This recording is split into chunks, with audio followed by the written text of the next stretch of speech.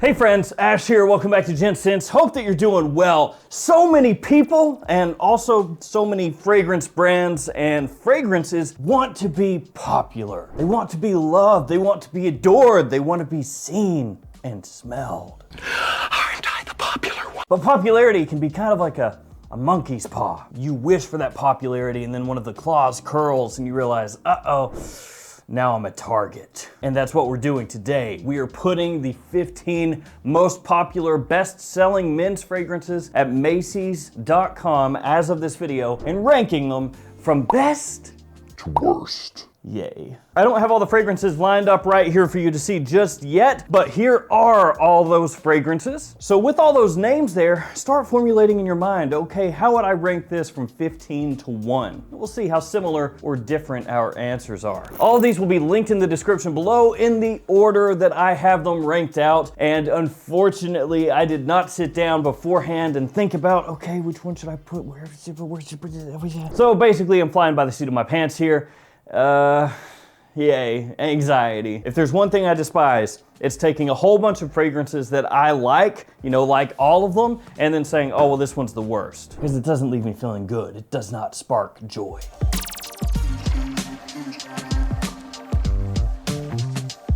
Now there are a few caveats here, so let me list those off really quickly. I'm leaving out some fragrances because I didn't want to have, every single Sauvage and every single Bleu de Chanel. So I just took the best-selling Bleu de Chanel and the best-selling Sauvage and used those for the list. And I also included Sauvage Elixir because it's kind of different from all the other Sauvages, so I cheated a little bit there. But if I had not done that, I would have, of these 15 fragrances, Bleu de Chanel Eau de Toilette, Eau de Parfum, Parfum, Sauvage Eau de Toilette, Sauvage Eau de Parfum. You can see where that becomes an issue. And for the most part, I tried to keep it to just one fragrance per line. So whatever the best-selling fragrance from that line was, that's what was included. So Le Male Le Parfum, as of right now, is outselling Le Male Elixir on Macy's website, so therefore Le Male Le Parfum is included, Le Male Elixir is not. I also left out Aventus because it is the only niche fragrance that is in the top sellers, and it's kind of a completely different scent, completely different ball game as far as pricing goes, so I didn't feel it was fair to leave it in. Now with this ranking, most of it is just being decided on how much I would want to wear the fragrance right now, but I'm also gonna take into consideration a little bit the price, because there is a big price difference on some of these. All right, number 15, the fragrance that I have as last of the top 15 bestsellers, the new Dior Homme Parfum. Now this one is $180 for a 75 ml size bottle, US prices as of this video. So it does make it one of the more expensive ones that we're gonna talk about here today, which doesn't help. And it's also a fragrance that's basically taking the place, of Dior Homme Parfum, the original, which is a fragrance that I've held in high regard ever since I first got it, ever since I first smelled it, so that also works against it a little bit. I do really like the opening here. It's got a really nice iris open that's very attention grabbing and appealing, but that iris lasts like all of 2 or 3 minutes before it starts to dissipate. Dissipate. It's a hard word, man. And then after that, it starts to become more of this ambery, sweet scent profile, which you can compare to a few other fragrances out there on the market today, so maybe it loses a little bit of originality that it used to have. Now, all this being said, if you're looking for a fragrance that is a very easy to wear, compliment pulling scent, that is this. I think the main issue a lot of people have is it's Dior Homme Parfum. It's taking the place of Dior Homme Parfum original Dior Homme, whatever they call it. I don't know, man. D-Hop, Dior Homme Original Parfum. And it comes across to a lot of people as being kind of an uninspired, sweet mess of a scent replacing a masterpiece. So this is one I'm kind of internally divided on. On the one side, I'm like, look, if they're looking for something that sells well, that gets compliments, that has good performance, all that stuff, it does that, for sure. But if you're trying to pay homage to what came before it, it fails at that, and maybe a different name would have helped it avoid a lot of that backlash. But for me, 15. So this is the one I'm most confident in, okay? After this, I don't know, we'll see. But we must press on. Number 14, I'm gonna go with Armani Code Parfum, and I feel bad. Price-wise, it is one of the more expensive ones, $195 for a 125 ml size bottle. Obviously, you can get a smaller bottle like I did here, and it'll be a little bit less, but I'm just gonna quote the price for like the larger size bottle, I guess. Other than fragrances with like 200 ml size bottles, I won't quote those, I'll quote 100, because not too many people are out there buying like the King Kong size, right? So Code Parfum is a fragrance I do like. I like it a lot, actually, which is why I feel bad putting it down at 14. Feels feels wrong. It feels dirty. I have failed you, Anakin. I have failed you. It's another one that has iris in it. Actually, a good fresh opening here. Decent sweetness as well. As it dries down, it gets, you know, a little bit classier, loses some of that freshness, but it still is surprisingly fresher than you would expect for a Code Parfum release, which gives it good versatility. Another compliment puller. Solid release all the way around. Really, really good. I enjoy it a ton, but like I said, something has to be in 14th, okay? And I don't feel good about it. 13, Sauvage Eau de Parfum from Christian Dior. $157 for a 100 ml size, so that one is priced a little bit better. And look, realistically, pretty much everything from this point, honestly, all of the fragrances are really versatile scents, at least within what they were constructed to do, because some of them are a little more spring, summer, some are a little more fall, winter, but still within those parameters, really versatile. Pretty much all of these are compliment pullers, attention grabbers, and that is why they sell so well. You know, people keep coming back to them and repurchasing because they have good experiences wearing them. And I do actually like Sauvage Eau de Parfum. I know some people, you know, they really don't like Sauvage Eau de Toilette, Eau de Parfum, but I do like them, and I have used them, I have worn them a bunch. Great performance. This one a little bit smoother than the Eau de Toilette, little additional sweetness, you know, some vanilla in there. Not as metallic as the Eau de Toilette. And as time has gone on, you know, I do gravitate a little bit more toward enjoying the Eau de Parfum over the Eau de Toilette. The only reason it's down here in 13th is because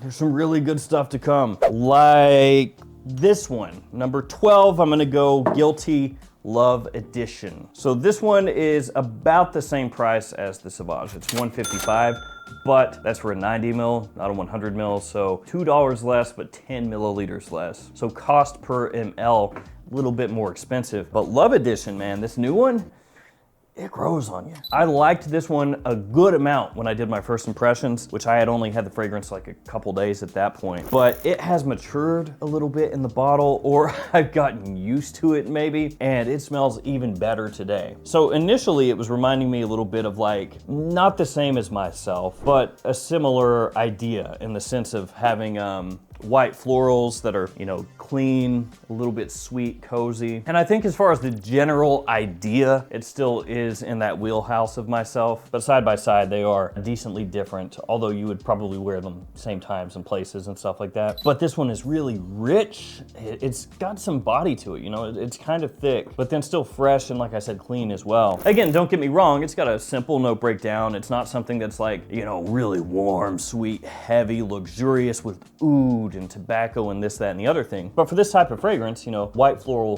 forward scent, it's got some heft to it. I think of all the Love Editions they've released, for me, this is the best one, and it just smells really good. Something that keeps growing on me, like I said, and maybe you come back a year from now and I might even bump this up a little bit higher. They should probably make this a permanent release. That's what I think. Okay, we are moving to 11. This one, I'm gonna go Stronger With You Intensely. Now I know some people are gonna be like, no, Stronger With You Intensely goes up to the top. Take it, move it up here. And I get it, it's strong, it's loud, it's sweet, and it's pretty affordable. 120 bucks full retail for a 100 ml size. And it is good. It is a very, very good release. Again, everything basically from this point up, I like a lot. So don't take this as me saying, oh, Stronger With You Intensely, that sucks. It's not what I'm saying.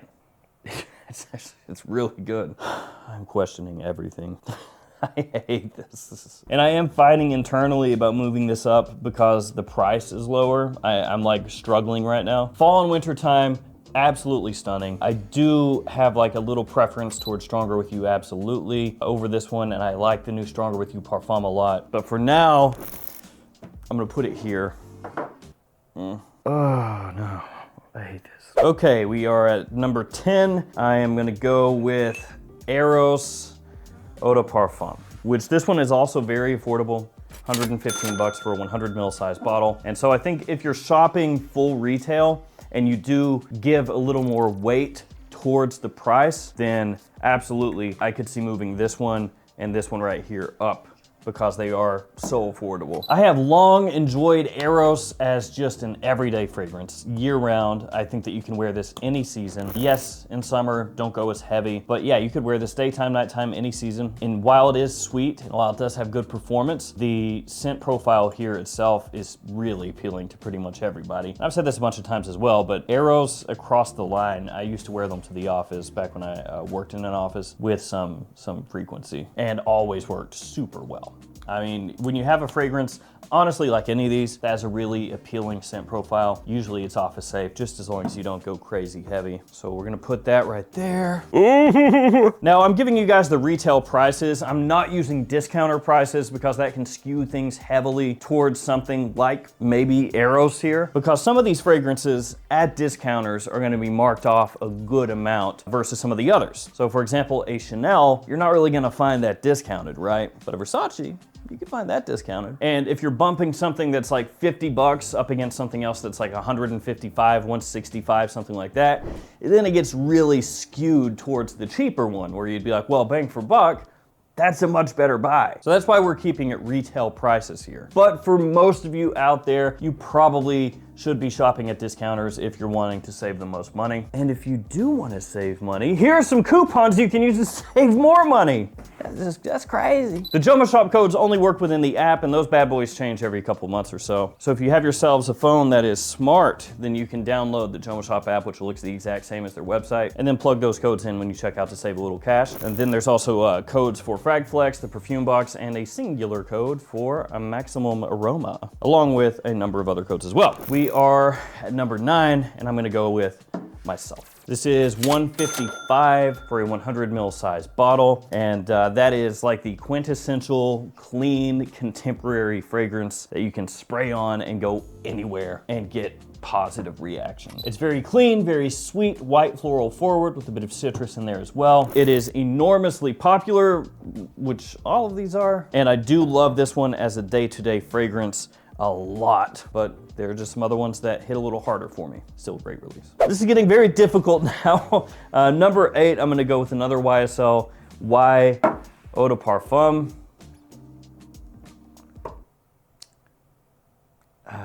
And part of me feels like, you know, I've worn Y Eau de Parfum a whole lot over the years. And I'm thinking, am I putting it here because I have worn it a whole bunch and maybe I'm like wearing like different stuff here lately? I don't know, but I don't have time to use you guys as my therapist to figure that out.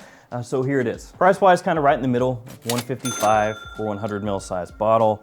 And I like a lot of fragrances from the Y line. Y Le Parfum, I haven't smelled the new one, to be fair, the 2025 iteration, but the original Y Le Parfum, I really like Y Eau de Toilette. I like this one. I like Y Live, Y Eau de Parfum Intense. You could move this into the top 5. I wouldn't argue that at all. For what I like in a blue fragrance, Y Eau de Parfum does pretty much everything. It gives me a good amount of sweetness, but then it's also fresh enough that I could wear it if I wanted to in higher heat and just take those sprays down. Solid performance. As I said earlier, great compliment puller, and the line itself, very strong outside of, you know, maybe 1 or 2. So Y Eau de Parfum right there, and I'll put just above that Bleu de Chanel Eau de Parfum. This is a little more expensive, $165 for a 100 ml size bottle. Bleu de Chanel and Y, those are my 2 favorite of the really big blue fragrance lines. I like Sauvage too. I think Sauvage smells good. It's a good fragrance. But if I were gonna choose like the one that I wear more often, it's these 2, or these 2 lines, I would say. You could swap Y with Bleu de Chanel here, and I wouldn't argue that either. Well, obviously, I just said you could move it into the top 5, so obviously. But Bleu de Chanel, I feel like, if we're just talking the most versatile, and if you get a blue fragrance, you're wanting it to be versatile. If we're talking the most versatile designer blue fragrance, especially of the big dogs,